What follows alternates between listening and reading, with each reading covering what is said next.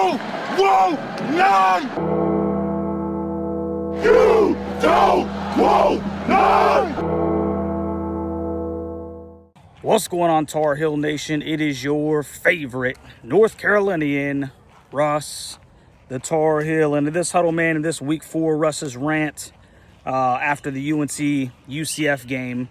And I apologize about the camera angle. I'm over here at Little Russ's football practice, man. But I want to talk about the current state of the program right now, and I want to juxtapose that. I think I used that term correctly with where I thought that it would be when we got the announcement that Bill Belichick was going to take the job back in December. Now, I'm going to be completely honest with you guys. I'm going to do a little bitching here. So if you don't like negativity, if you're one of those positive-only, positive affirmation individuals that, you know, doesn't like to operate in reality, this may not be the stinking video for you, and I'm sure that this one's going to turn you off a little bit. But if you're one of those guys that likes to call a buck and a spade, then I don't know. If you want, man, hang out and see what your boy has to stinking say.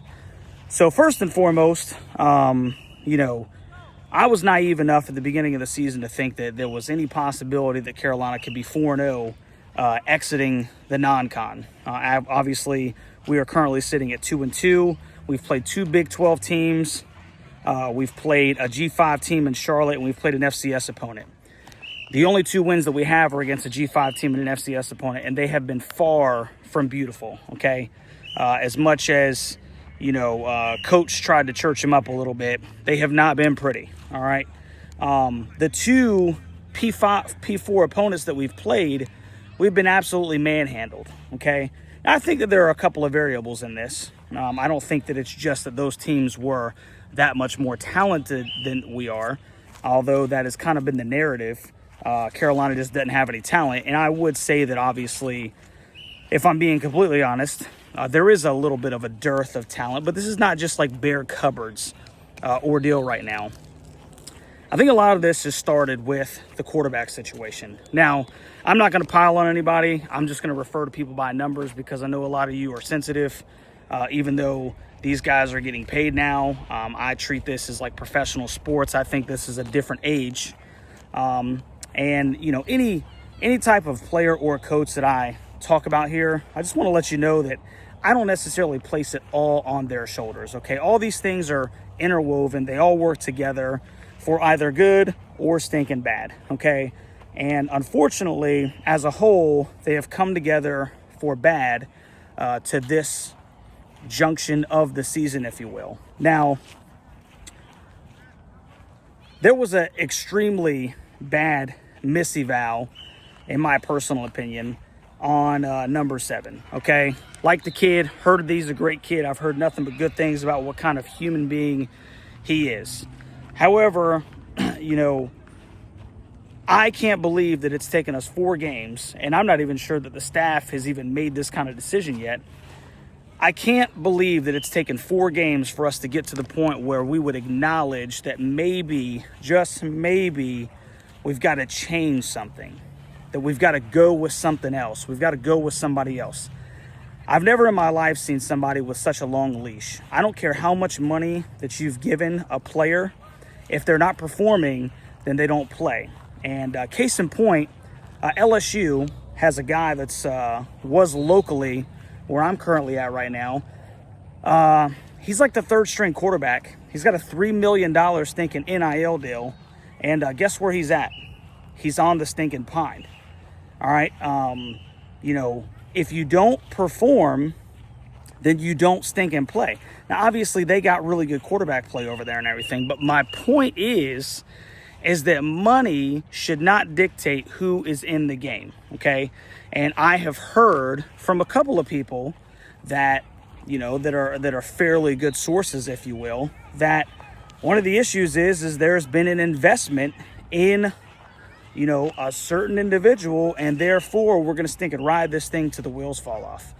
I think it has been just absolutely banging your head against the wall, trying to fit this square into this stinking circle. And once again, I don't think it's all his fault. But obviously, at some point, man, players have to stink and make plays. I said that in my last stinking video. I don't care what you're asking somebody to do. Eventually, a football player is going to stink and make plays. when you take into consideration that, unfortunately, both times where number 7 has been hurt and number 14 has been put in the game, it's resulted in touchdown drives. Now, what is crazy to me is that despite that success, and like I said, is number 14 absolutely lighting it up? No, he's not. Okay. But has he clearly been the more competent quarterback? 100 stinking percent, 100%. Okay. It's not even stinking close. And, anybody with, any kind of 20/20 vision can see, that this decision should have been made a couple of weeks ago. I was subtly calling for it. Not gonna lie, I'm a little ashamed to say this, but I wanted to just blow the stinking trumpet 2 weeks ago, but I also didn't want to come off as over aggressive in my decision-making process. But it didn't take long for me to realize or see that, unfortunately, he was in over his head for whatever reason. All right, it just wasn't going to work. And the fact that Carolina went with this for 4 stinking weeks is mind-boggling to me. And now Carolina's name has been smattered all in the stinking mud. It's been smattered all in the mud because we could not move on from what I believe was an obvious, it just wasn't going to work. It just wasn't going to stinking work. I'm not saying that Carolina wouldn't still be 2-2 if 14 was the quarterback. But I can tell you this. I do believe that there's not a chance in hell that those games would have been ended up so lopsided. They would have been competitive. And people would have said, okay, all right, Carolina's here. Okay, maybe they haven't stinking made it yet, which I don't think a lot of people anticipated that Carolina had made it in year 1. But by banging your head against the wall for 4 stinking weeks and being embarrassed on national television 2 times already, like I said, the new car smell is absolutely stinking gone. It's gone. And it pisses me off a little bit because I care about this football program. You guys know how much I want to win, how much I want to be competitive, how much I don't want to be a stinking laughingstock on the gridiron. And to see a staff come in that I thought was going to nullify any of the things that we saw from the previous staff, for all intents and purposes, do similar things. And I guess, fairly different ways, if that makes any sense. I mean, I think during the previous regime, we had a lot of in-game mismanagement problems. It really wasn't necessarily why are you not playing the best players type of thing. But I feel like that's the case with this stinking regime. Where we're not pulling the string on a quarterback. We'll switch out 5 stinking running backs and we'll start a different tight end every stinking week. And we'll have a different receiver, get all the touches the next week. But we won't pull the stinking trigger on a quarterback unless one of the guys goes down. I think that's ridiculous, man. I think that's absolutely ridiculous, and it's put us in this predicament to this point. And we haven't heard anything because, we don't want anybody to get hurt. I just want them to make the best decision for the team.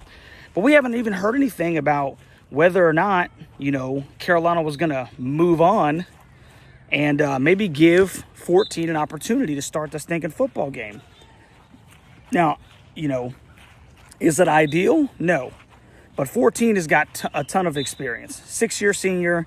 He's been successful, at Texas A&M. He's been successful at LSU. This is a guy that, has played against some of the best competition in the entire country.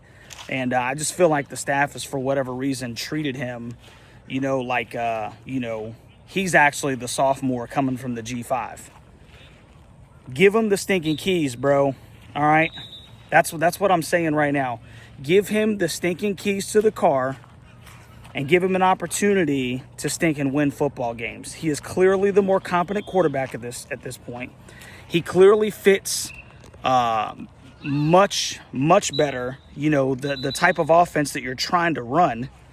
And there's so many reasons why that should have been an understood from the get-go.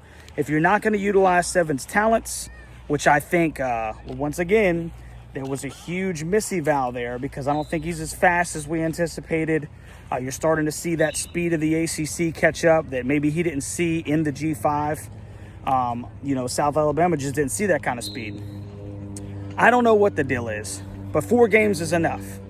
So number one, Max Johnson needs to be given the keys. If Carolina comes out in Game 5 against the Clemson Tigers and Max Johnson is not the starting quarterback, or you know what, even one of the true freshmen, okay, it can't be 7. I'm gonna blow my ever-loving stinking lid, dude, because it just defies all logic. It defies all logic. And what you were supposed to bring to this stinking university when you took the job was reason and logic. The best person for the stinking job plays. Now, I understand that I'm nobody. I'm just a stinking fan, okay? But there's a lot of stinking Tar Heels out here that are calling for the same thing. I'm not saying it's going to work, but I'm saying that what you've said is going to work for the last 4 games has not worked. And, we got to be smarter. We have to be stinking smarter, man. 4 games is enough time to make those kind of decisions. Another thing, give Damon the damn football, okay? He is clearly RB1. For him to get 10 touches in a game, I don't care if the kid's 18 years old or not. I don't care what kind of pass pro situation he's got. He is one of the bright spots of this offense. Damon June needs to touch the football as often as possible. He needs 15 to 20 touches a game, especially if you're going to really try to establish that stinking run game. Get him downhill, bro.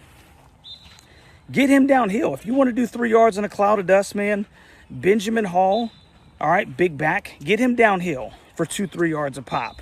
Punish the defense. I'm good with it. But stop finding something that works and then going away from it. Jordan Shipp needs to touch the football 8 to 10 times a game. Chris Culliver needs to touch the football 8 to 10 times a game. Get the stinking ball into the hands of your playmakers. All right?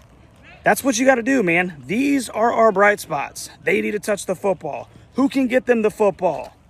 It's probably 14, so let's get him in the stinking game. Give him the keys. Now, once again, man, I'm going to end with this, okay? Defense has been pretty good. So, defense, if you're listening, bro, don't listen to all this garbage about how, you guys are not playing well as either. You've been valiant, okay? Offense has hung you out to stinking dry. They need to get it stinking fixed. You guys have been competent. The special teams has been competent. And so shout out to the defense because we've had some pretty bad defenses in the previous couple of years. All right. So you guys keep doing what you're stinking doing. Shout out to Stephen Belichick, man. I think you're doing a pretty good job. If you had a competent offense, your numbers would even stinking be better because you wouldn't be on the field for so stinking long. So this is what I'm going to end with. Okay. Coach, if you see this, man, if you see this with love and admiration and one of your biggest stinking supporters and somebody that believes that you can get this job done, okay? Hey, let's be smarter, all right? Forget all the stinking money. Forget all that crap, all right? Forget about next year.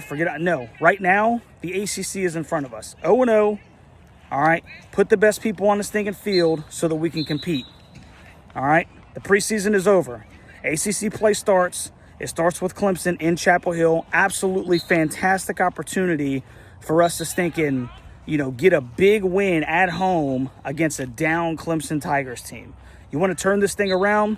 You take these stinking 2 weeks, you put the players in the positions that they need to be successful, and you put all that ego and stuff aside.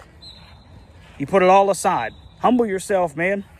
I've had to humble myself, all right, from the outlandish stinking expectations that I had in year 1. I'm going to humble myself. You humble yourself. Let's think and get a dub when Clemson comes to town in Chapel Hill in a couple of weeks. So anyway, man, you guys let me know what you think about this rant down in the comments section, man. Am I onto something? Or am I just some weirdo out here on the tree line, dude, making a stinking video? That may be what you're saying, too. I could give 2 rips less, bro. I love Carolina football. Like, share, subscribe to the Daggum channel. And we'll catch you on the next one, baby. Go Heels.